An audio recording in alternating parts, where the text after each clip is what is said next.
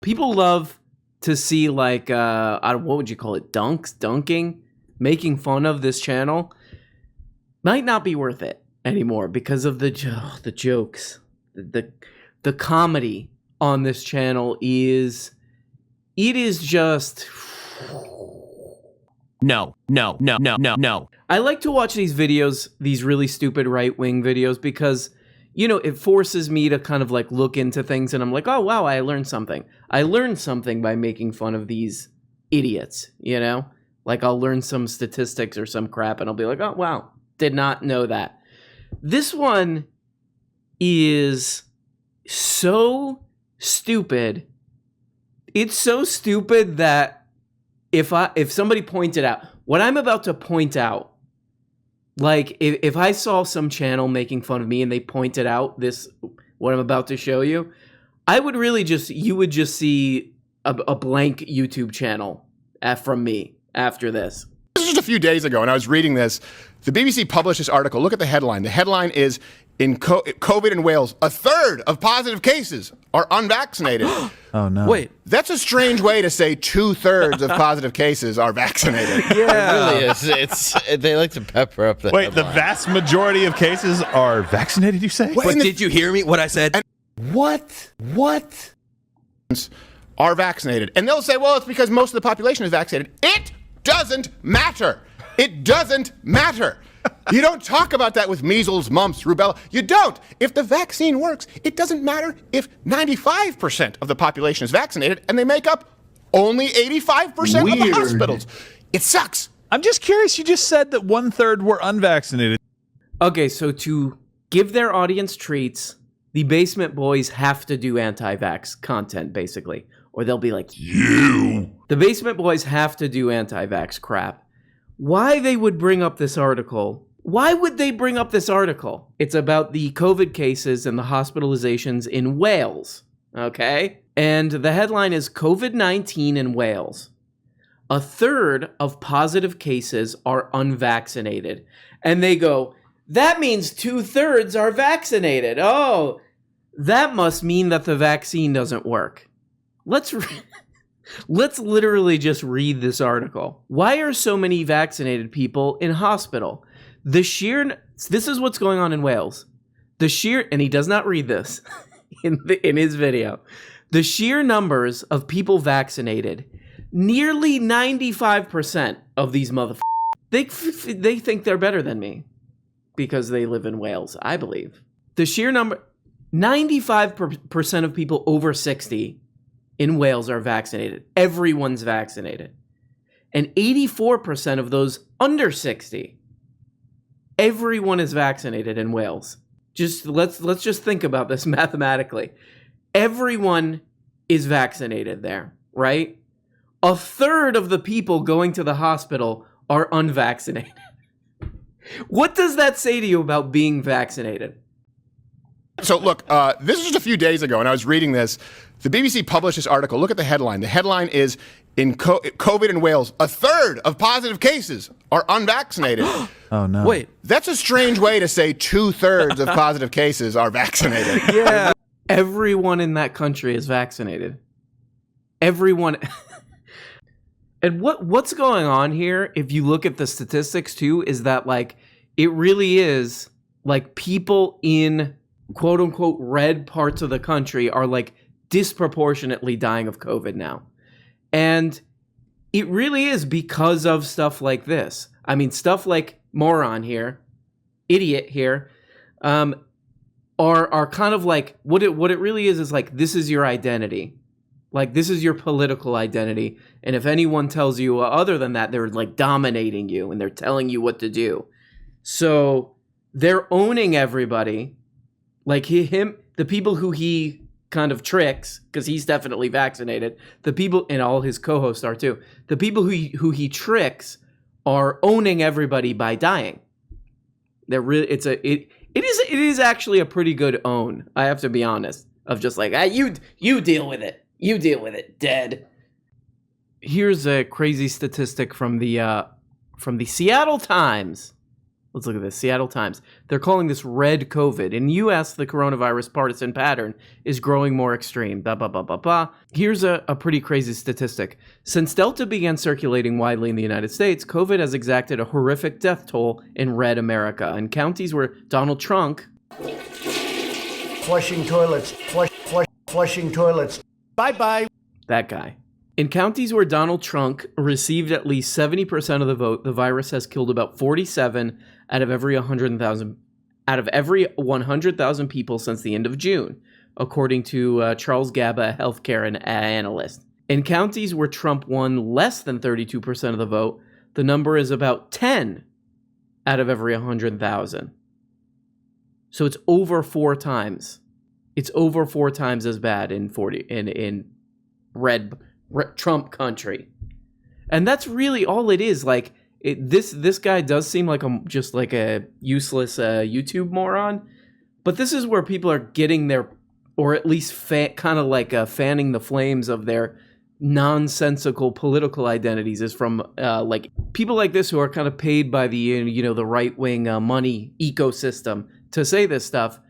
This is where it's coming from. This is where it's coming from. I got the information. I got the information because look, he puts up sources. He puts up screenshots of like a web page on a thing. So I know that he's sourcing this. So no one is going to tell me what to do. That guy who I was just doing a character of, he died 2 weeks later. Because to show, to own everyone, to own the libs and everybody, he drank toilet water. He drank doo-doo water. And actually, it wasn't even COVID that killed him. It's just, you shouldn't do that. So there's that. That's a fun one. That's a fun one for somebody to just say, hey, elderly viewer, go die. Yep, die to own everyone. My granddaughter came home from Rutgers University and she was saying, I have to get a vaccine. Wait till I own that ass by dying. So we're doing that. This is kind of a fascinating... This is a fascinating little exchange they have about David Bowie. Here we go. I don't even know what to make of this, but here we go. You can't claim he banged Mick Jagger. What? Wait, what? Bowie! By the way, there's an inordinate amount of that on this show of like, what are you talking about? Oh, I mean that. Oh, okay. Like that's what that. If there was a way to make that the title, that's what this show would be. Bowie did. Oh, okay. All right. Bowie, come on. It was. I don't know much about David Bowie, all right? I just choose not to put why, that crap in my head. What, excellent music? No. There's a dumb ass sitting to...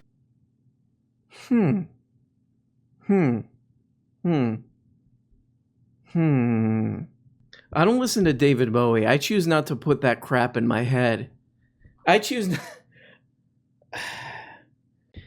I have to say, like, I don't know where on Craigslist Steven Crowder found this guy, but he is truly, like...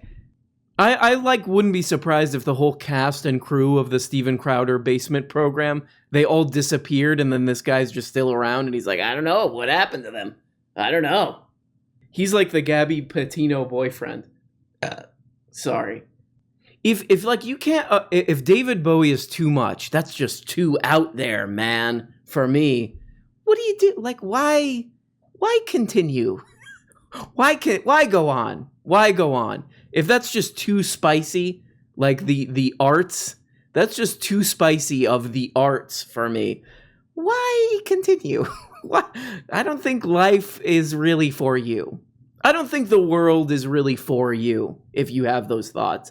This is just too much. This guy singing about dancing. Guys, you've heard of the Richard Wolff Quartet. What are they called? The Richard Wolff Ensemble.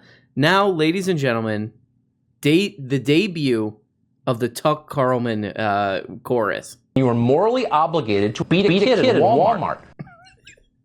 That one didn't work. That one didn't work that well. Make pee-pee. Okay.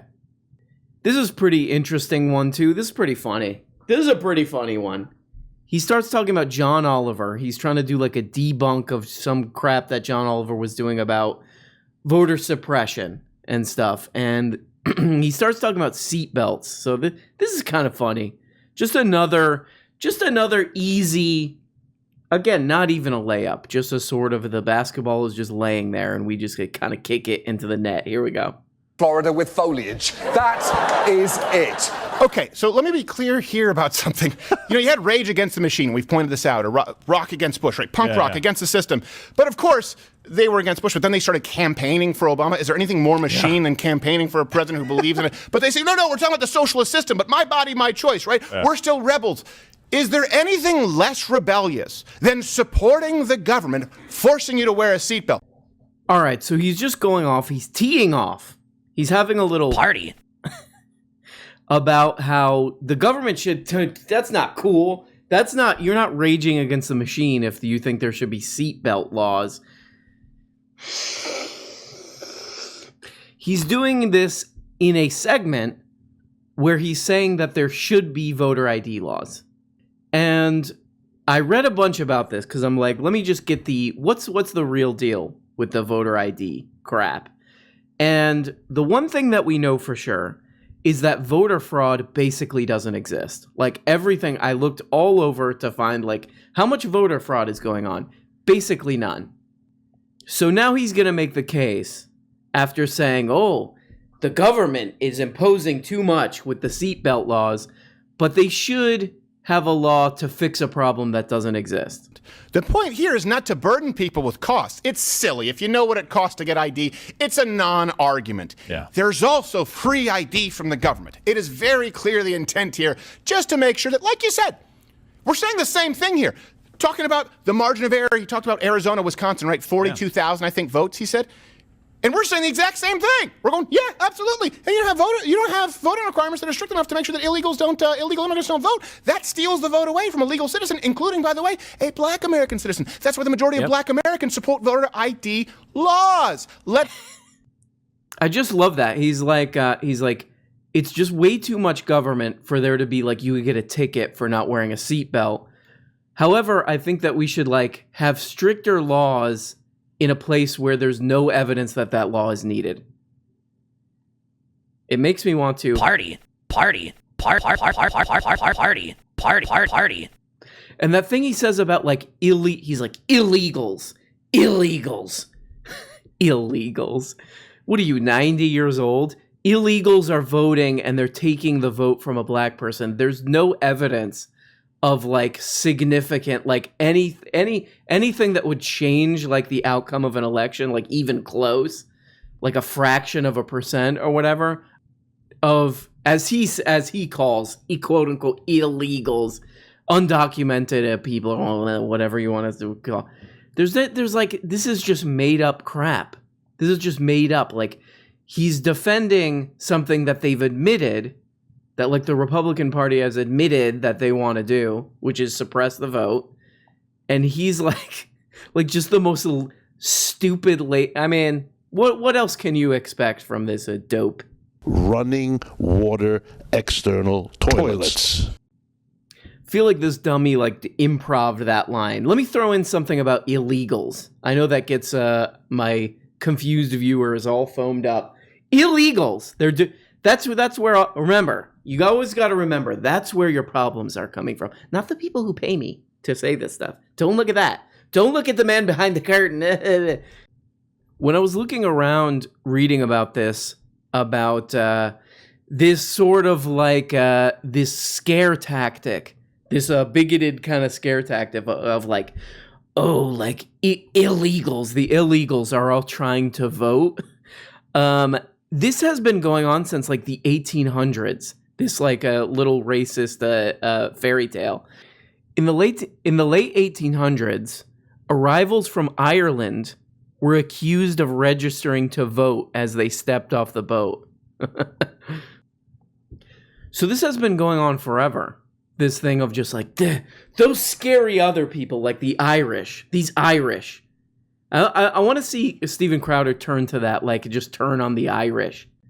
This is pretty funny too. Earlier in the week, this guy, this dumb Steven Crowder, had on none other than this guy. Hi. Jordan Peterson, it looks like you've been smoking weed. How do you feel? Hi. Oh no, you're high. Do you think you should be driving, Jordan Peterson? Oh no. Why? So yeah, he got on this dummy show earlier in the week, and you gotta love, like, if you kind of know what's going on and you're not just sort of like trying to learn from Jordan Peterson, he is like a hilarious character because he's just totally, everything he does is fueled by resentment of students, of college students who were mean to him. Like that's it. That's it. If you want to understand his view of the world and politics and everything, that's it. He's just mad because some students yelled at him.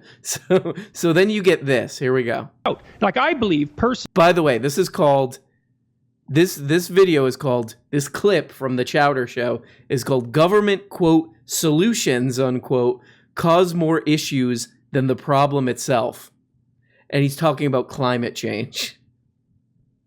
personally, I believe this, is that it's very, very probable to me that massive solutions to the climate change problem, like global scale solutions, even national scale solutions, are going to cause far more trouble than the problem itself will cause. I really believe that. Of course. So, oh, what a shocker.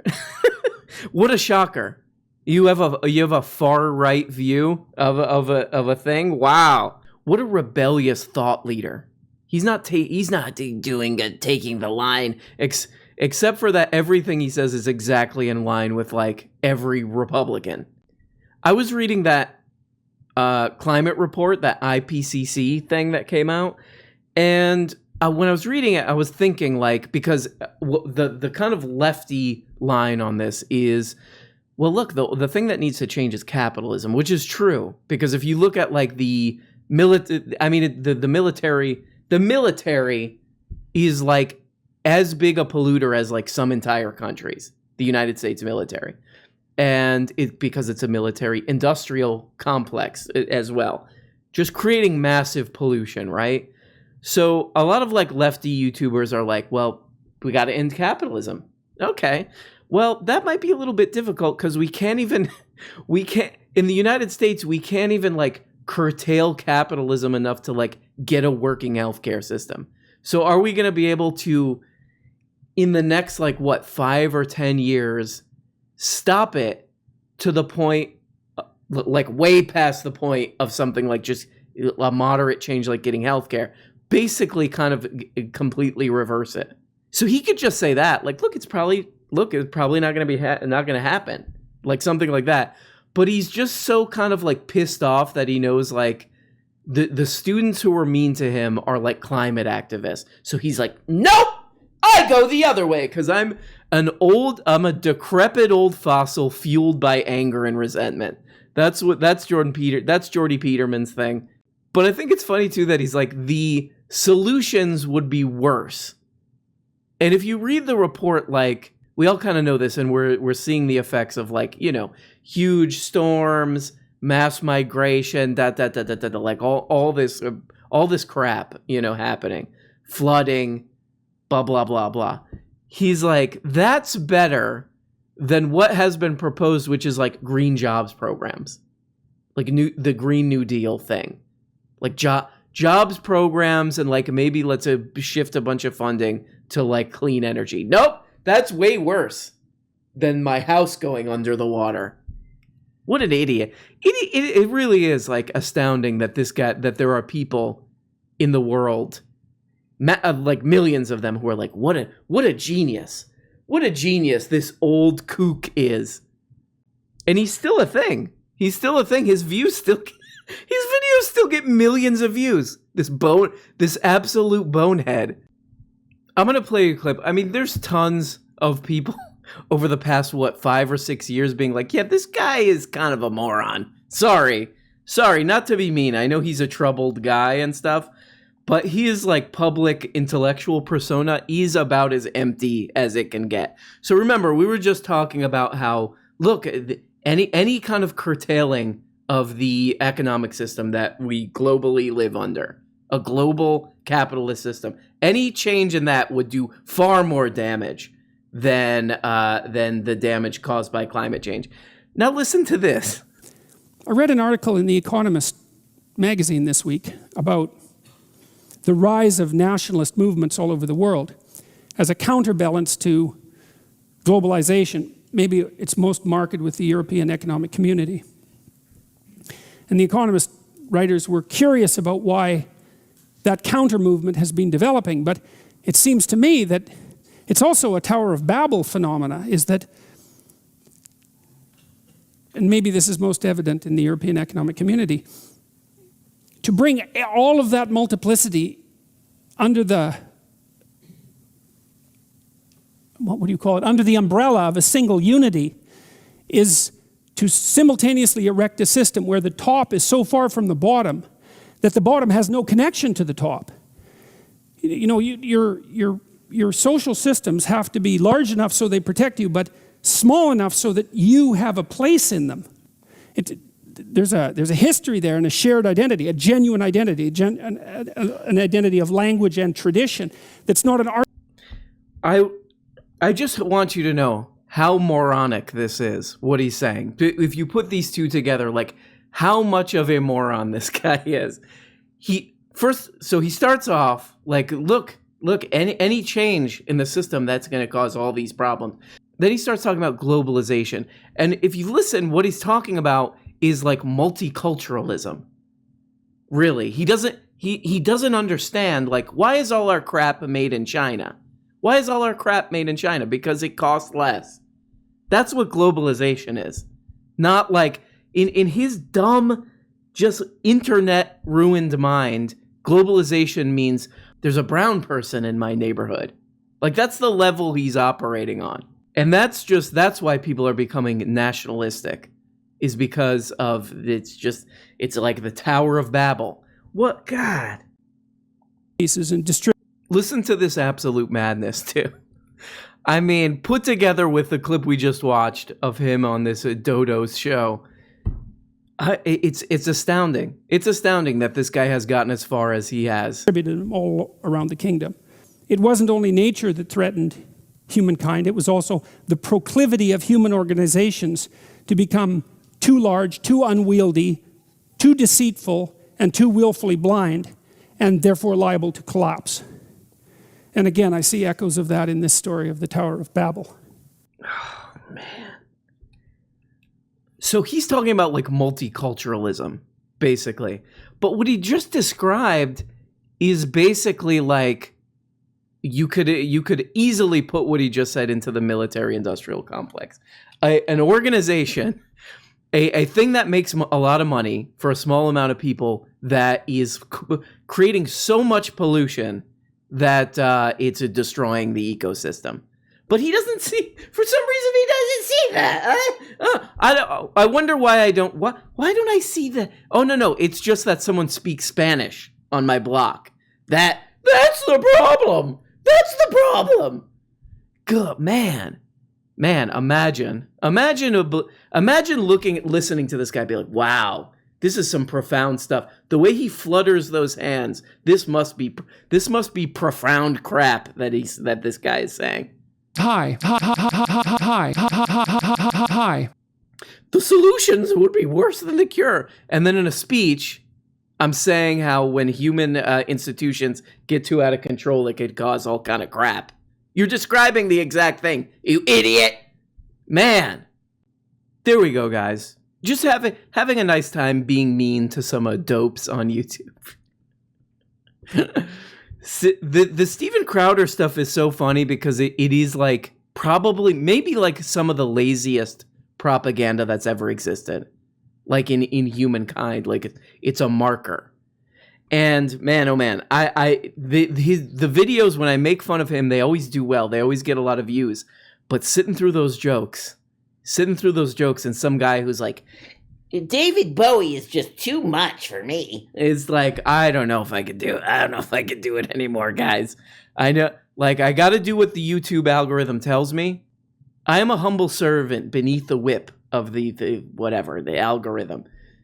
But I don't know. If it was just him saying dumb crap, like reading things wrong, reading articles wrong, and like misquoting crap, that would be cool. I could do that. But the jokes, the quote comedy unquote of this thing is just like, I'm going to go get the Clockwork Orange apparatus, whatever that seat that they made that guy sit in.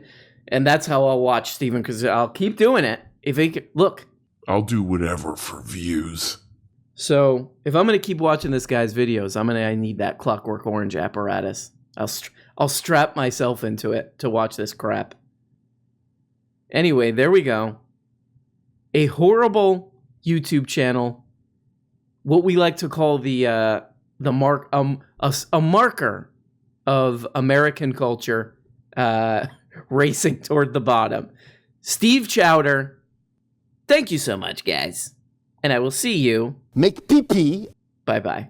Hey, guys. You're only getting a fraction of the weekly shows. If you want a new motherfucking episode every day, subscribe on Patreon for as little as 2 bones. You get the patron-only Tuesday and Thursday shows, the Bookablega show where we look at important books, and the goddamn weekly behind-the-scenes show. And for only 25 bones, you could become a producer and get your name up here. Look at these people. These people make this show possible. If it wasn't for them, nothing. We don't have a show. We got nothing, and it's garbage. And we have to just leave. We have to just basically walk away. And we don't even really know where we're walking. That's the truly troubling part about all this. But please, become a patron today for as little as 2 bones, or 5 bones is another level, or 10, or you go the full 25 and you get up here. Big special thanks to these people. Love you guys. Love you guys so much.